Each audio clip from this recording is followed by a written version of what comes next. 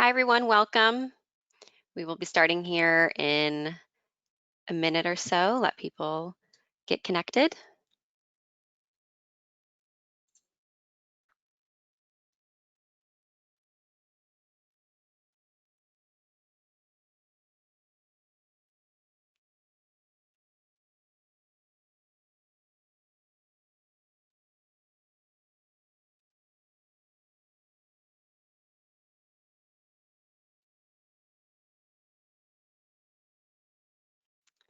Okay, it looks like some folks are joining us, so we will get started here.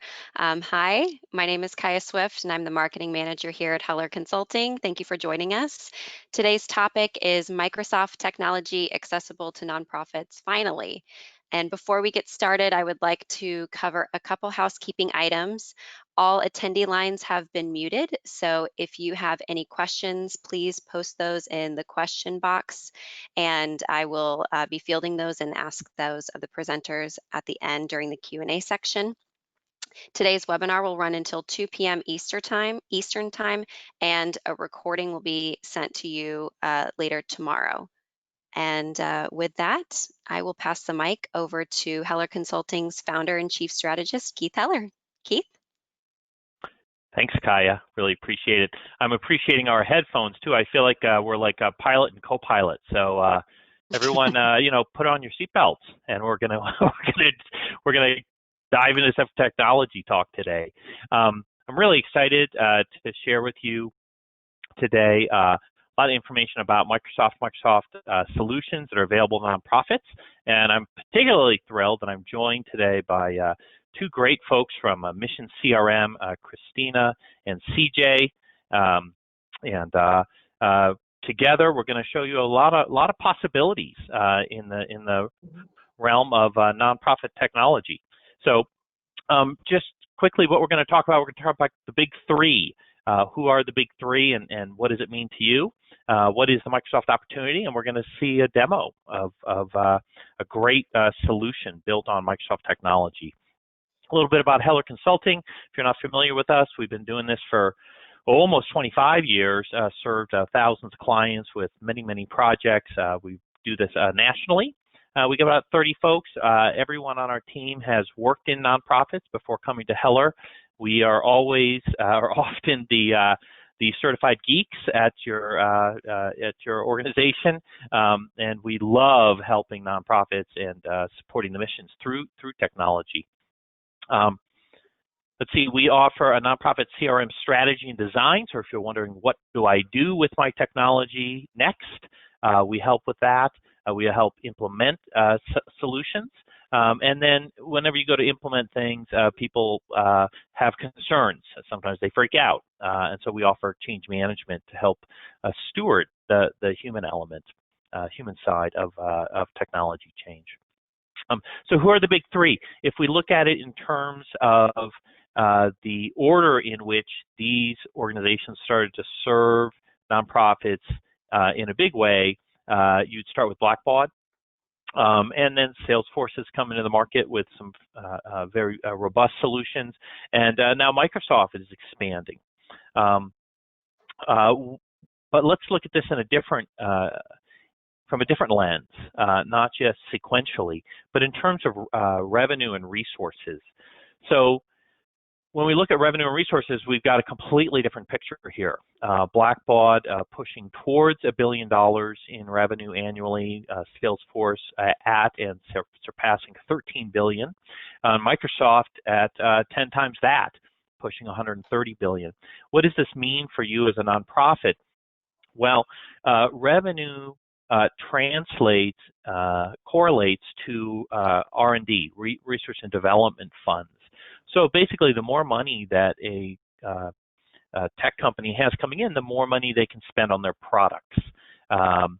Blackbaud has approximately 30 products, and so their R&D budget is going to span across those products. Now, those products are specifically developed for nonprofits, so there's some direct benefit there for us as nonprofits, but it's spread across a lot of different products. as a rough, just as an aside, as a rough approximation, tech companies can usually spend about 12% on R&D. Sometimes they can push that up to 15%. Sometimes they're dragging a bit at 10%. That gives you a sense of scale.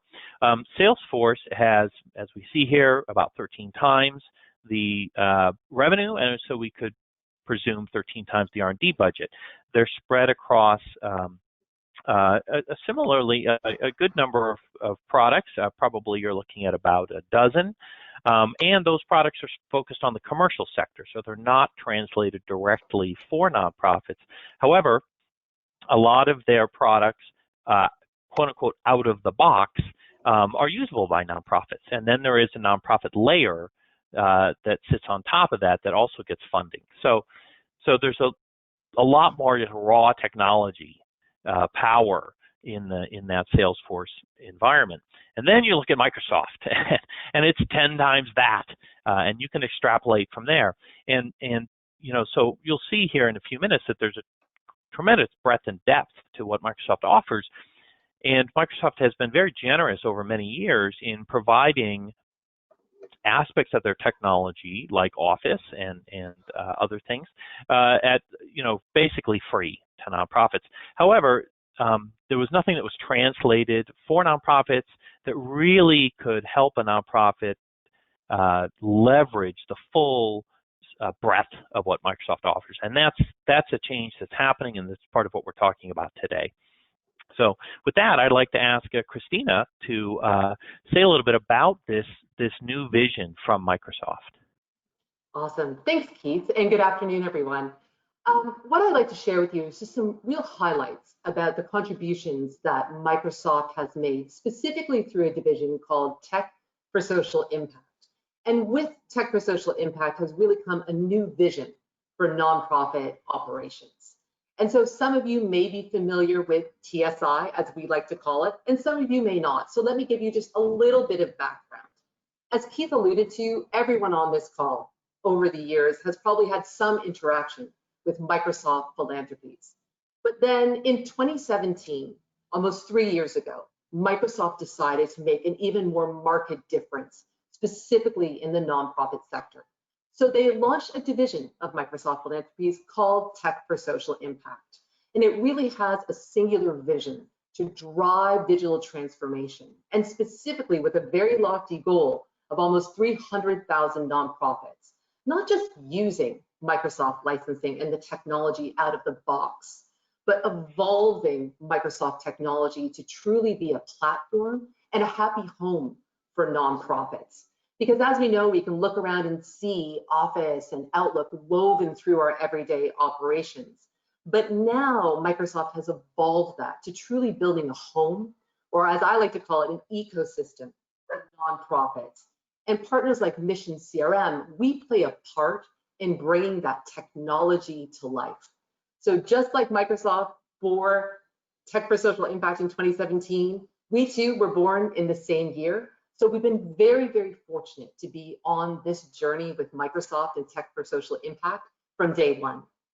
And so the real genesis and the foundation of what Microsoft has done really originates with reimagining how they could serve nonprofits. And obviously, being a tech company, they looked at how technology could first and foremost help alleviate some of the common challenges that nonprofits face today. So they took that step back. They looked at the ecosystem and what was on offer to clients around the ecosystem. And you know what? They saw a lot of fractured, disconnected, disparate point solutions that organizations would use that slow them down, not speed them up. Things like manual and integrations and words that pop up time and time again that we know translate down to the everyday and don't allow organizations to be as productive as they want to be or as impactful as they can be. So TSI said, let's start with a common point of view. So what they did is they built the nonprofit common data model. And that common data model is really a data dictionary, so that anything that is built on that common data model, that universal language means they can speak to one another. That's a marked point of difference than other ecosystems have today. Number one, Because that data dictionary captures all of the terms, terminology, processes involved in everyday donor management, fundraising operations, and other parts of a nonprofit's ecosystem. It also allows organizations to really contribute to that common data model. This isn't something that Microsoft came up of its own accord. It's something that it spent a long time gathering intelligence and understanding from the nonprofit community. So the nonprofit common data model, that language, was truly built by nonprofits, and it's the first of its kind. So that really sets the stage for a whole new world, a true revolution in terms of how we serve nonprofits. And so Microsoft decided that that was the way forward. And on top of that, with that common data language, we then can evolve and we can think about how we can build a proper home and ecosystem that serves nonprofits specifically.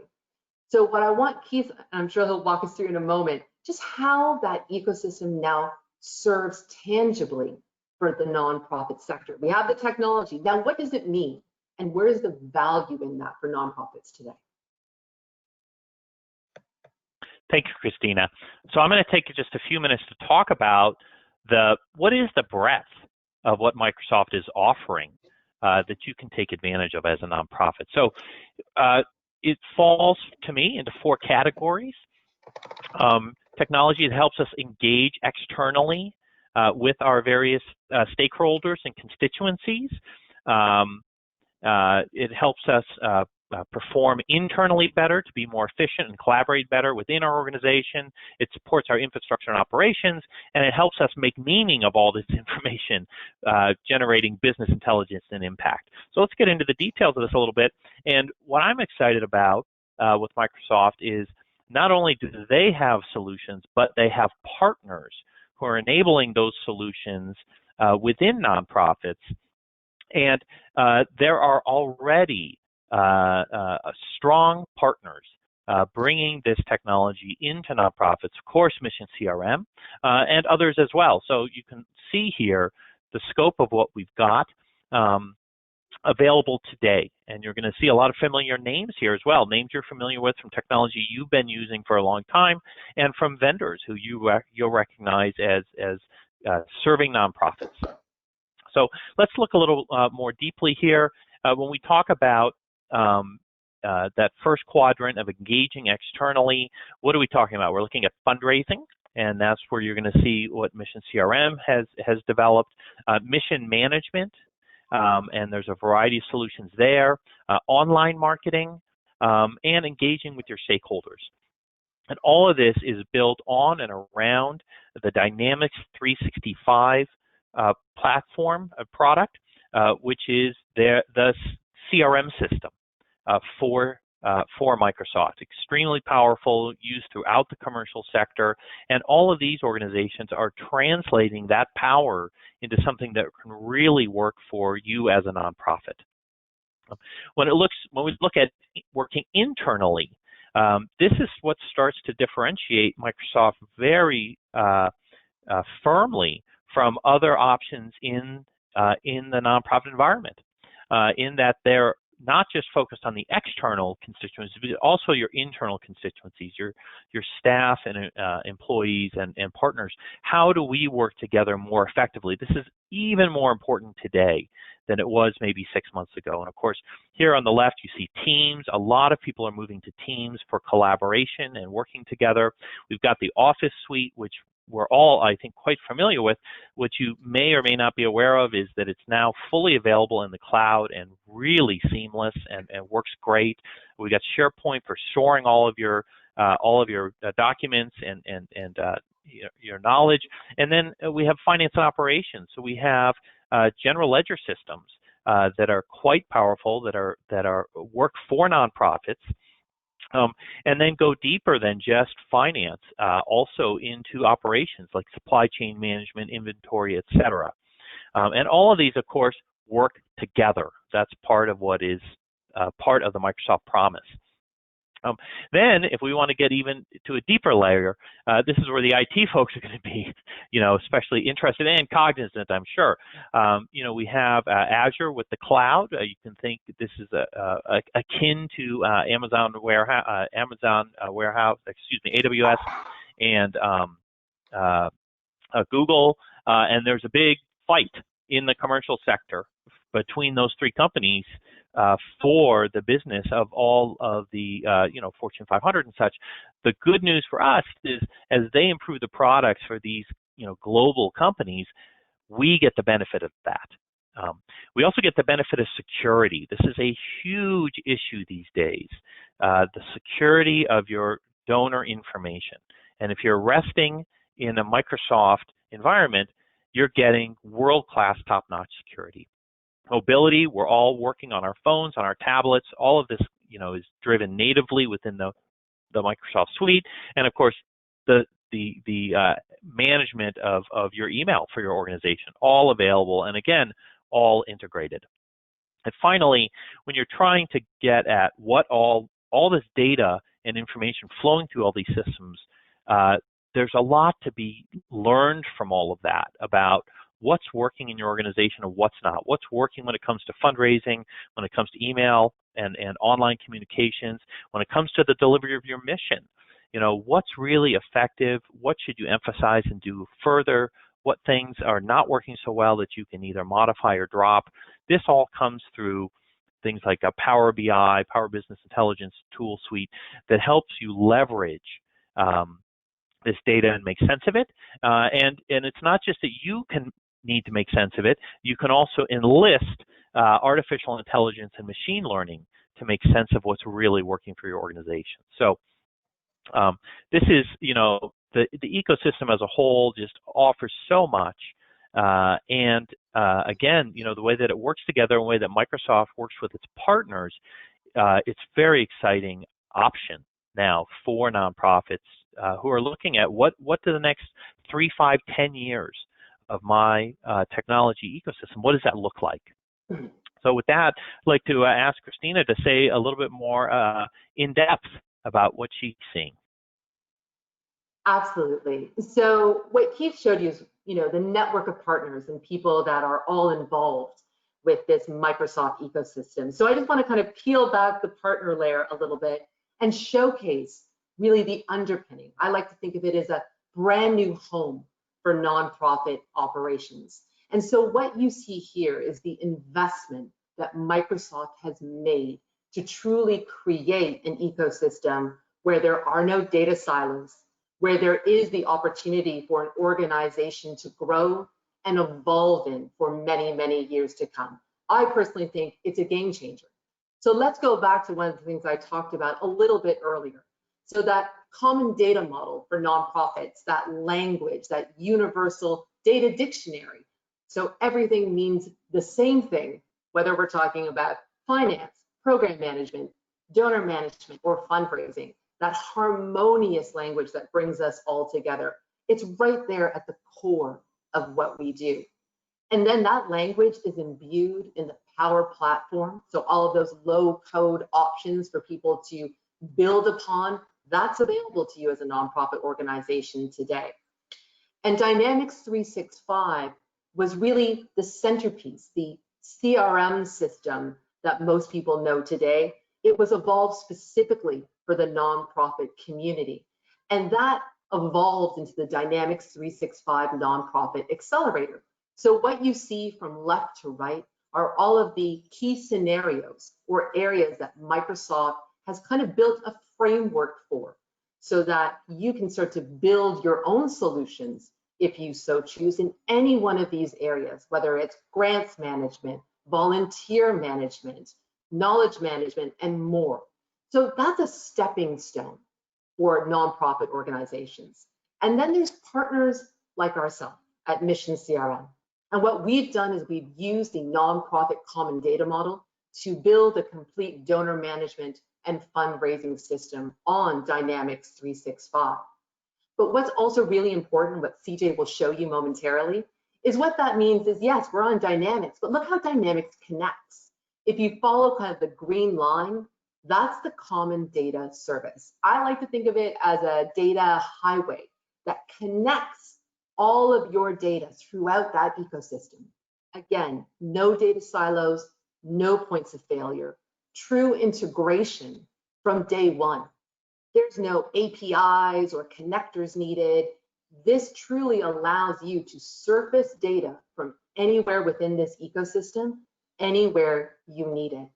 And that seamlessness and that strength really adds so much tremendous value to resolving that disconnected, disparate ecosystem model that we see so often in the nonprofit sector. So what Mission CRM does has used this ecosystem and harnessed the power that Microsoft has already built to create something that we believe is unique and really leading the way forward in how nonprofits will be served by Microsoft partners like us. So we harness the power of Dynamics 365. It's the workhorse, it's the engine, it's where your relationship management and your donor management really should reside. And we've used that to our advantage. And we've coupled that with Azure. Some of you may or may not know Azure, it's Microsoft's cloud. And so we've used the power of Azure for all of our bulk transactions, all of our key processing of gifts, recurring single gifts. All that happens within Azure so we can scale and serve. And we also have our online fundraising pages, which are also hosted in the Azure cloud. And then we use Office 365 for the best of what Office does. We use SharePoint to store things like tax receipts. We use Word and Excel where needed. Outlook integration, you imagine not having to search against a contact record for what your last communication was. That happens natively in our system because of the Dynamics and Outlook native integration. And last but not least, Power BI, surfacing data insights, allowing you to really pinpoint what's happening within the organization. So without further ado, I'm just going to take one more second of your time because I'm not the interesting one. CJ is, who will be showing you the demo. And what we're going to be showing you today is truly about delivering an integrated donor management and fundraising system. So without further ado, CJ, if you want to take the reins and walk us through the next few minutes so everyone can see what it is we've been talking about. Wonderful. Thank you, Christina. Hopefully everyone can hear me okay, and I'm just presenting my screen now. So to turn some of those examples into the reality of what we're going to look at today, you can see that I've actually logged into my Dynamics CRM environment, and that common data service and common data model, what does that really represent when you're actually in there? What's the benefit of me? Really what that means is that the power of the platform is really what those acronyms are actually really representing. The common data service is allowing me to bring in those day-to-day applications that I'm used to using and almost really forget are even there, whether it's my email, using my Word, PowerPoint, document management for SharePoint. The common data service is bringing all of this functionality and allowing us to access that information and extend it into the Dynamics platform. And that's what we're going to see today. And that's also what really gives you that true platform differentiator. There's one thing having a platform for your applications, but the majority of your workflows and solutions and day-to-day processes are either in addition to or somewhere else.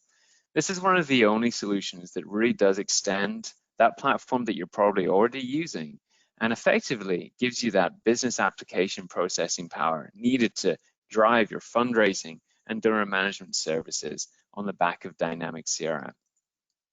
So what does that really look like for the person that's living and breathing the fundraising and donor management processes?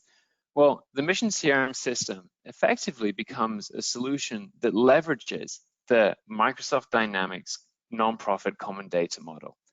This means that communal language of what do we refer to donations, to receipts, to awards, that's already figured out. And so this means that although I'm providing the services for fundraising and donor management, whether it's award management, grant management, additional items, you can simply bolt on what the other partners are doing in this ecosystem today. But what we're going to be looking at is the Mission CRM fundraising and donor management system. So once the solution's been installed, just to kind of piggyback on the back of where does all this functionality really live? Although we were using the name Mission CRM and we're referring to it as a system, this all gets installed in your existing Dynamics 365 environment. Nothing here goes outside of your ecosystem, whether it's the donation pages, the PCI compliant payment processing, or whether it's just simply consuming the data and information. There's no additional process, there's no data that's pushing data out into an external system. This is all happening in your own dedicated Dynamics and Azure environment. And what does that really mean? Well, it means that with Mission CRM implemented, on top of Dynamics 365, you now get access to these several different solutions, whether it's development, fundraising, gift management, event management, and of course, reporting and analytics. It allows me to do things such as manage major moves, payment opportunities, gift management, which is really what we refer to as the heart of the Mission CRM system, all within a single application. And what does this benefit for me?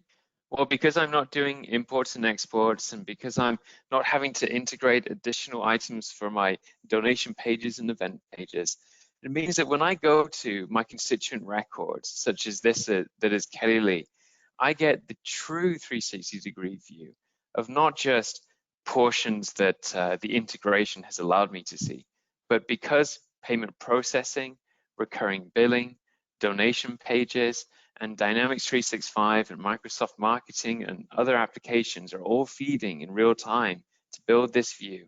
I see a true 360-degree view of not just who Kelly Lee is as regards to giving, but what does she actually mean to us as an organization as well.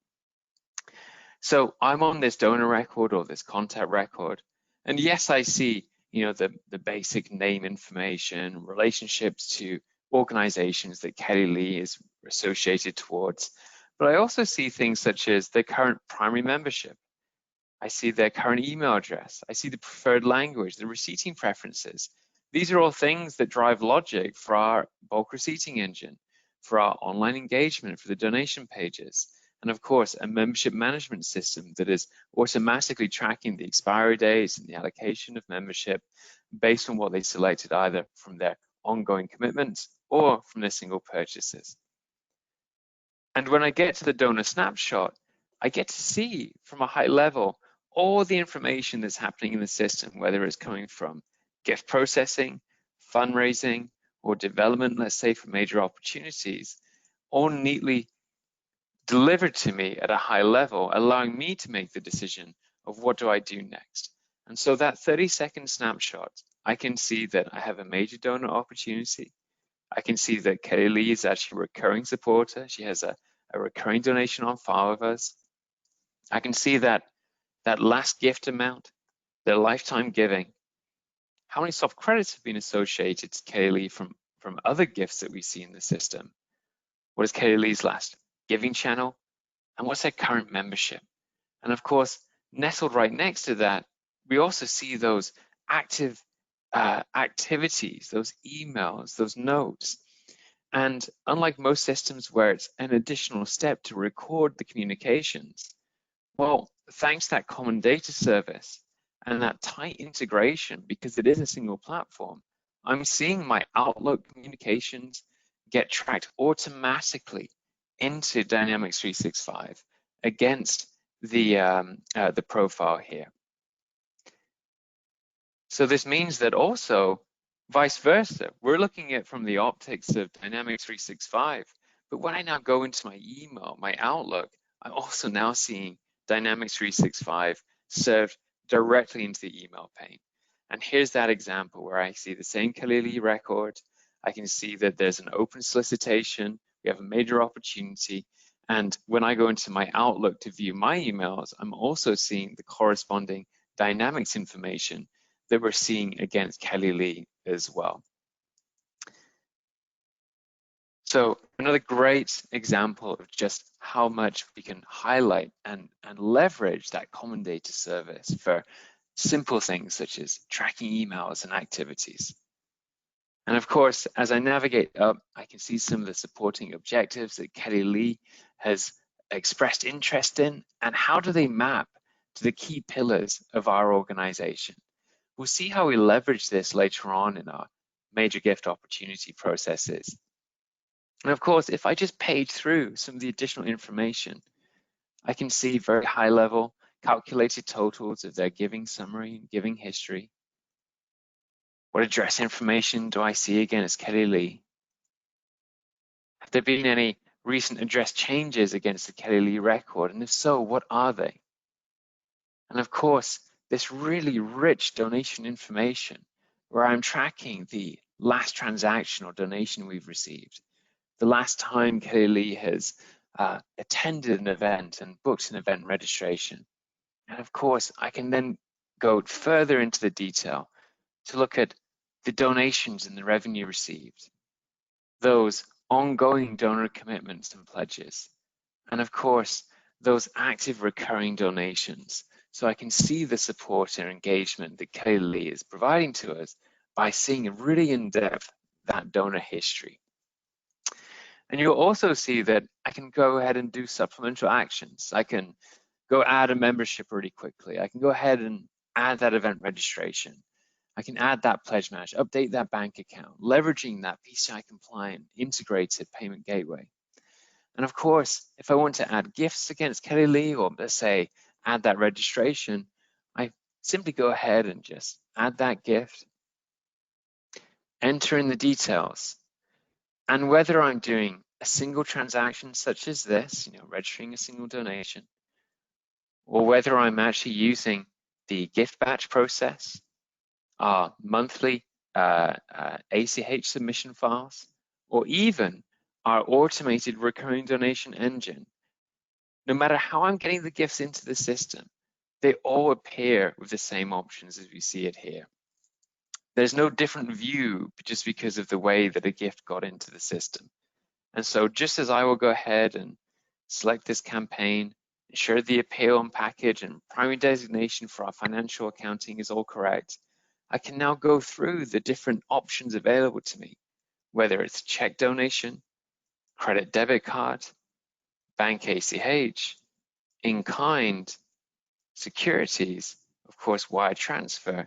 You can see that as I'm kind of navigating through this, the system is guiding the user through the intended process, not leaving them in a sea of empty fields and values that we don't know what to select because we typically don't use all of them for every gift. The system is instead walking us through the process, guiding us to ensure that what we captured is correct, and then finishing that donation. And a great example with that would be if I go ahead and do let's say a brand new donation here, let's say cash or something else. I can even add membership during that process. Let's say I'll add a gold membership. And now I can go ahead and process that transaction. We also understand the difference between fair market value and tax substantiation. So we understand that memberships may not be taxable. Gifting kinds might have an element of an advantage given towards them. And that all drives our receipting engine and our bulk receipting engine as well. One of the things that we're also really proud of is harnessing that really powerful resources of Azure for automated recurring billing. And in this case, I can simply go ahead and select a brand new payment schedule.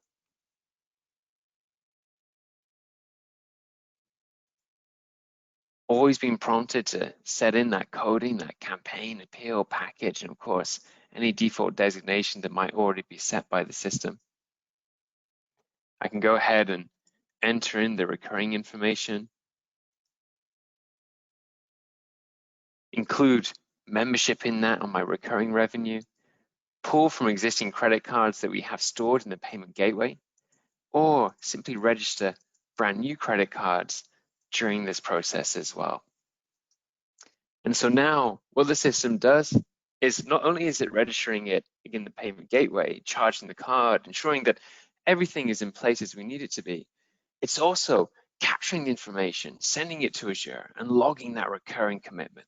And that means that when the 1st of September comes around for the next donation day that we're expecting for this to be charged, that recurring engine will simply scan the database for everything that it needs.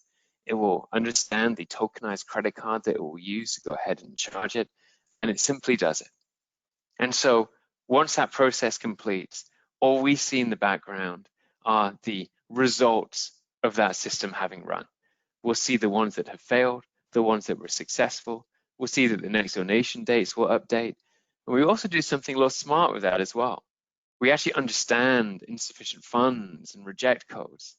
And so the system will intelligently go ahead and set the next time it will retry that recurring donation. So this means that if something fails and the system understands that it's not a credit card failure, well, it will simply go ahead and try in 3 days' time again to try and recapture that failed donation. All this is just managing in the background. We're not having to create those batches, authorize those items. The payment gateway is doing all the PCI compliance for us. All we're doing is registering it the first time and seeing that process run. And that means that we can have team members spending more time on the stewardship of our recurring processes and less time in the processing and being bogged down in the simple administration. And although I'm creating these records individually, one by one, it's the same process as whether we do it online from the donation pages as well. Or I might be using the gift batches to actually create batches of checks, cash deposits, EFT completions. So here you can see I've got several different batches that have run. They're in different variant processes. And I actually have one right now that we're still using, our cash deposits. So this is our cash deposits from last week. I can set the batch to be multiple payments or single payment, multiple gifts. So that means that we can handle just the end of week checks that we're trying to process. Or maybe it's actually that workplace giving and I have a single payment that I'm receiving, but I want to credit the other donors that we're feeding into that workplace giving scheme. I can go ahead and set up the expected values. So I can say that, we're expecting 5 gifts for a total of $1,000. We can simply go ahead and search for existing records, enter in the values, understand maybe a bit more information. And what I can also do is I can see that the system is also interacting with me. So it's kind of saying here that, hey, I think we have some pledges on file for Kelly Lee. You wouldn't know that in the batch engine right now, but I'm highlighting that by letting you know. We can see what pledges are on file, which have an outstanding balance. And I can see and attribute those gifts to those existing pledges. So I'm being prompted for those actions, those next steps. I'm not having to rely on me digging around and understanding them in the first place.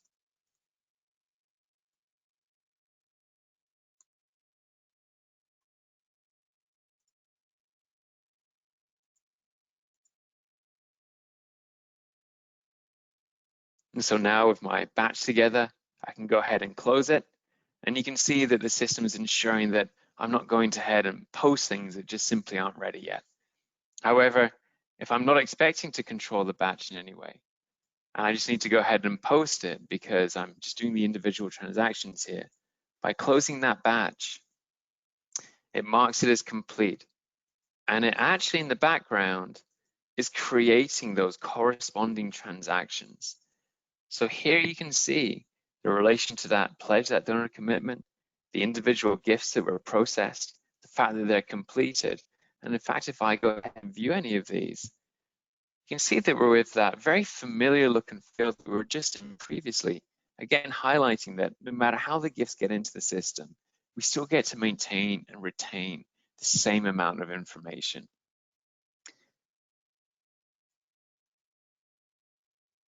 And that's how we're building up this history of that Kelly Lee record. We also mentioned that there were donation pages that are kind of feeding into the system. Well, if I go to my fundraising area, You can see that I can also get to the hierarchy of that fundraising reporting, whether it's campaigns, appeals, packages. If we just go ahead and have a look at one of these as an example and view that 2020 campaign, I can go ahead and see the performance of that campaign. I can see the related appeals. I can see the related packages, the donation pages, everything that campaign has been associated towards and tracking as far as a revenue standpoint. I can get to it really very easily.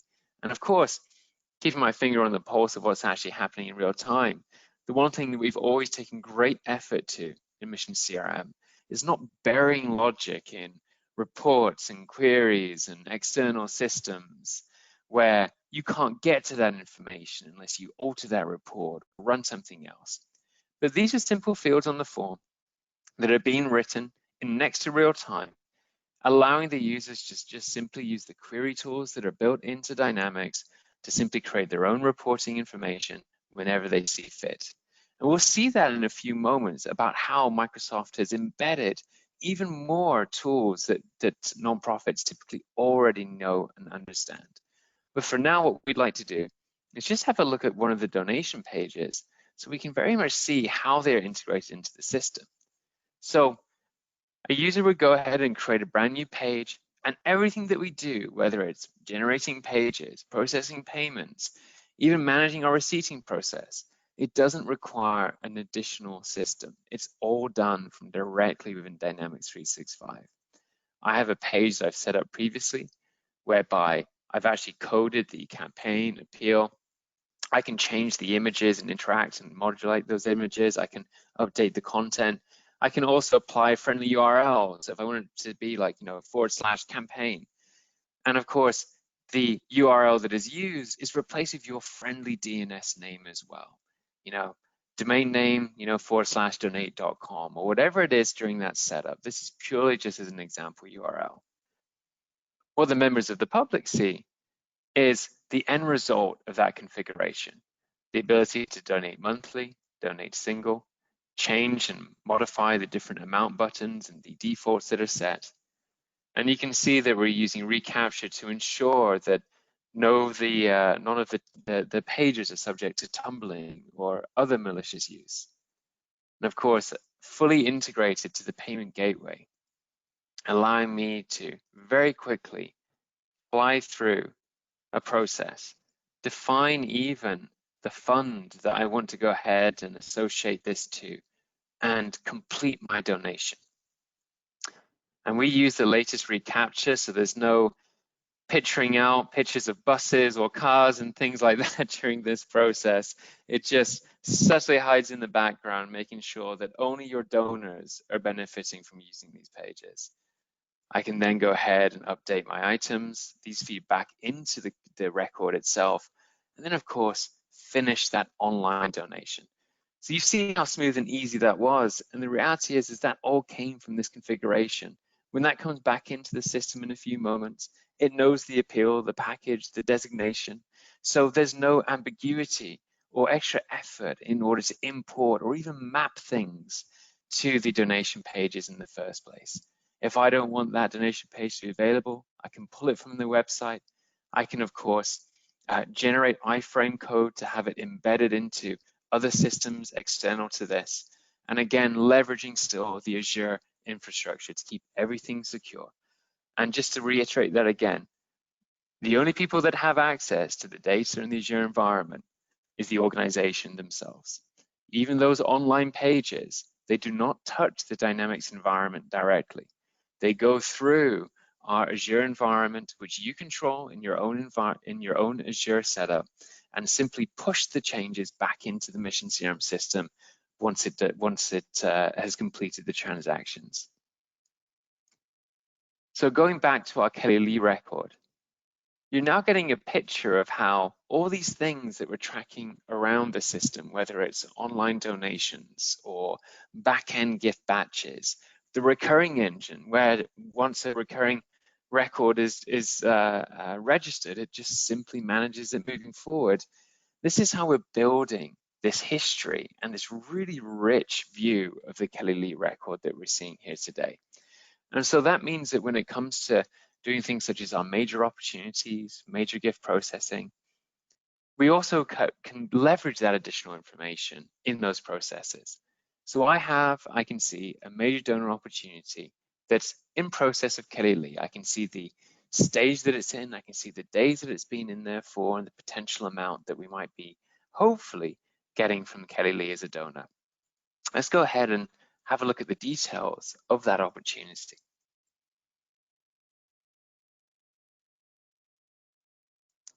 So that major gift opportunity, I can see the current stage that it's in. I can see the specific details around it as well. I can see what campaign it was supporting. I can see that there's a solicitor that's helping us with this ask. I can also see who the opportunity manager is. Perhaps it's event sponsorship revenue, and so we're tying it to the events management section and module in Mission CRM. But from there, with this details filled out, I can also track my moves. And remember, when we're talking about that integration to the CDS, the Common Data Service, these activities, your Outlook, they are one of the same.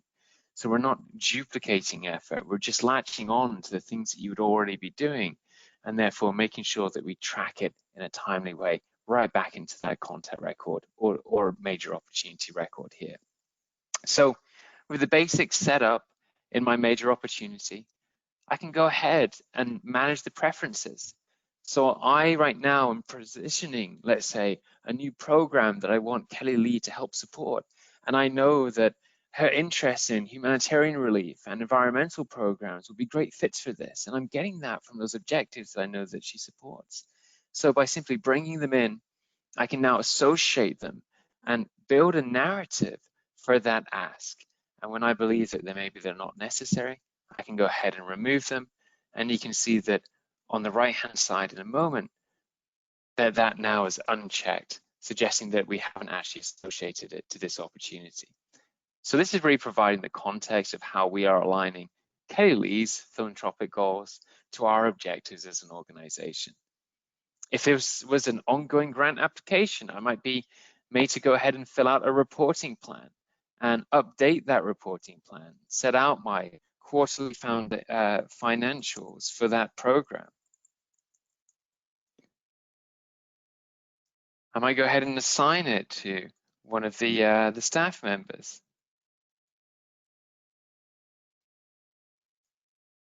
I might want to understand the stage history, so I can see that we've been going back and forth in stages on this. When we do, we track the length of time in each stage, the number of activities in each stage. And so this is, although being presented in what looks like an on-screen report, these are actual records in the system that have been managed and built. So again, that consumable access to your own data is something that allows not just you to be able to go ahead and manipulate the information and get what you need out of it, but it also provides you more self-sufficiency in your own reporting needs as well. And eventually, as this major opportunity progresses, I might want to go ahead and enter in the designations, the restrictions, the date that we're expecting those payments to come in. And then when I'm really happy with everything within it, I might want to go ahead and convert this major opportunity into what we refer to as a donor commitment. That's Microsoft's nonprofit accelerator speak for a pledge that we were expecting to be fulfilled. And if we go ahead and do so, I might actually have more than one pledge in here already, but let's go ahead and have a look at the donor commitments. You can see that I've now got the donor commitments I'm expecting.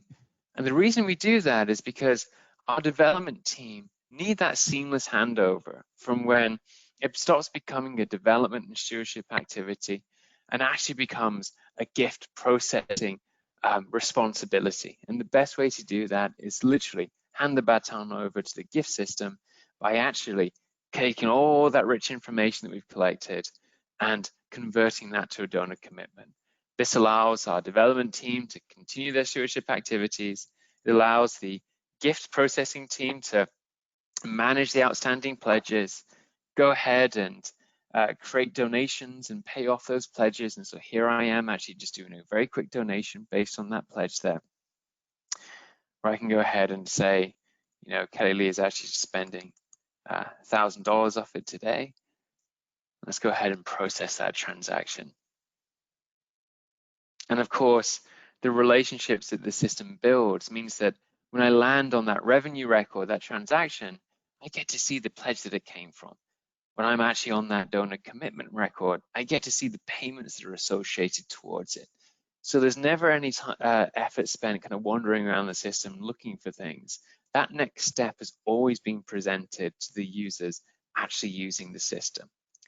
So now that we've been looking at gift processing, major moves and opportunity management, our online donation pages, what do we do with all that data? We keep talking about having it consumable, accessible.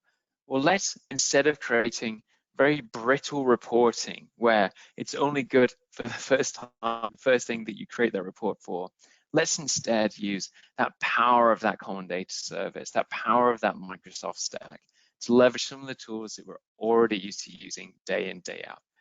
I'm going to go to my development area here, and I'm going to go ahead and assume the hat of being the director of development.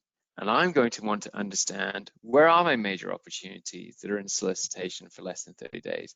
Why aren't they progressing? Perhaps I actually want to go ahead and manage my own portfolio.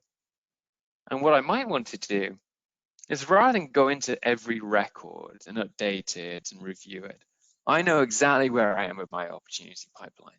So I'm going to go ahead and I'm going to use our Excel Online tool to actually make brief edits to the current state of these records. And so if there was anything that highlighted that close link and that close connection between Dynamics 365 and Office, it surely has to be the ability to turn Dynamics into Excel like we're doing right now, where I can go ahead and very quickly update these values. So I'm spending more time with my potential donors, building those relationships, changing the values here, and not on data administration. And if I save this back now, it will go ahead and update those records underneath it as well. So a very, very powerful tool, and of course, leveraging that Office 365.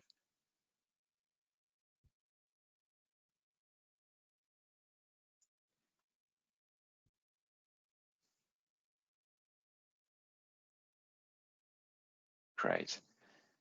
And what I might want to do as well is I might actually want to go ahead and report on these using Excel.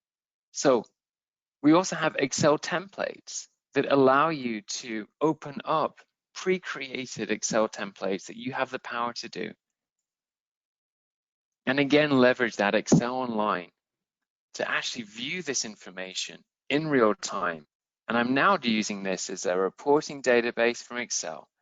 And yes, I'm still using the Excel Online, but I could have easily actually have just gone ahead and downloaded the template, changed it, and then use this as a consistent source of data moving forward. So if I go ahead and just open this record here, you're seeing that I'm now pulling in standard Excel, using that just as my base for my information to query that data. And so that's why we believe that having the data consumable is so important, because by doing so, tools that are typically maybe too basic to give you the information you need are now equipped with the information that you can go ahead and get whatever information you need out of it as a result. And of course, for anything that's more sophisticated, you can always go to your Dynamics dashboards. And then within your Dynamics dashboards, you can pull from that Power BI stack that can intelligently interact with your data, allowing you to essentially walk around your information, understand how it reacts on the different dashboards, but yet again, accessible directly from Dynamics 365. And again, when we've been reviewing this, we've been looking at things such as Excel, we've been looking at Outlook, we've been looking at Dynamics 365. And one of the other really important, powerful tools that you can do is simply use Dynamics to also be an entry point into your document management. So rather than now having to save the information around these major opportunities, I could simply go to the Documents tab, And from within the Documents tab, I can actually go ahead and update, view, work on documents in real time without even leaving my Dynamics 365 environment. And of course, once I'm happy with that, save the content of that right back to its source SharePoint site as well. And so that's how we get to build this content, the information, this really rich view, and then also leverage those analytical tools that are really easy to use as a result of that as well. So at this time, I'd love to kind of hand it back to Keith for anything else to kind of close out the session. And of course, I really appreciate the time you spent with us today, showing you the Mission CRM system, but more importantly, just what Dynamics 365 is offering today.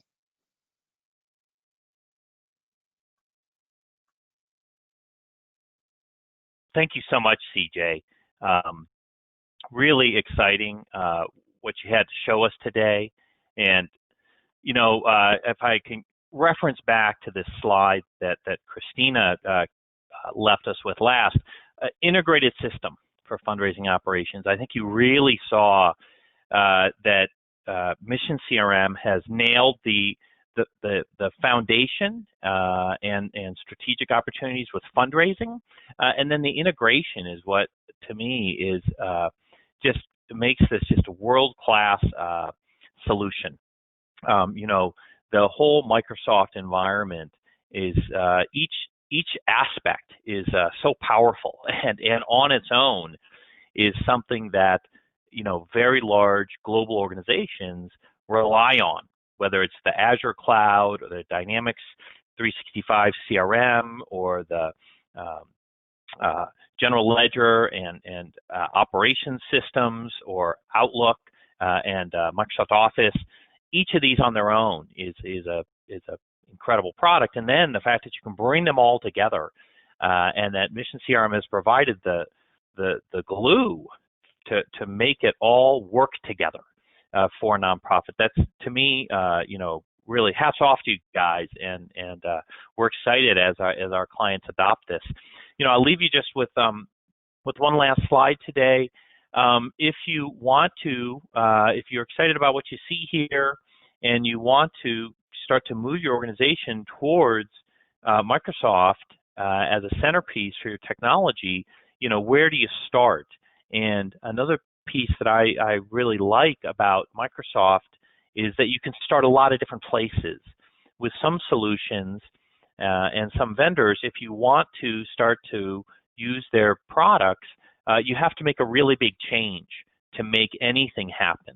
And sometimes the big changes can be difficult to approach, whether the challenges are financial or getting buy-in, you know, from your staff, or getting buy-in from your executives and board, or can be just operational. Like, it's just not a good time for us to switch this system or that system. I appreciate that with Microsoft, you can ease your way into really adopting the full breadth of things. So you can start with Modern Workplace, with Office. You can start using the Office online. You can start with Outlook and Outlook Online.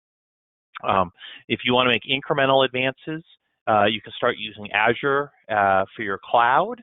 A lot of people are moving to Azure for their cloud solution. Maybe you move first the things that aren't already in the cloud, and then bring along things that are in other clouds. Maybe you just move wholesale, again, using the GL, relying on Microsoft for your security. Again, a big topic these days. And if you're ready for business transformation, if you're really ready to accelerate, you know, the success of your organization with the technology, that's when Dynamics CRM comes into play, and of course the Mission CRM solution to translate the power of that commercial product for nonprofits. I can't think of a better place to start. So obviously we're very excited here at Heller about what this offers to our clients, and we're really you know, appreciate you folks spending the time with us today, and thank you, Christina and CJ, for bringing your expertise and experience, and to Kaya for arranging all this. as usual, I have run a webinar where at the beginning we said there would be Q&A and there's no time left. But I hope you'll take that as a sign of our excitement about all that we see here, and that you'll reach out to us afterwards.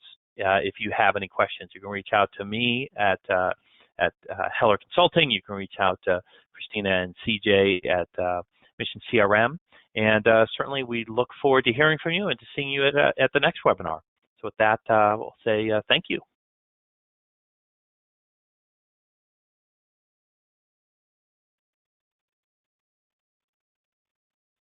Maybe I'm the one who says it's over. That was it. We did it.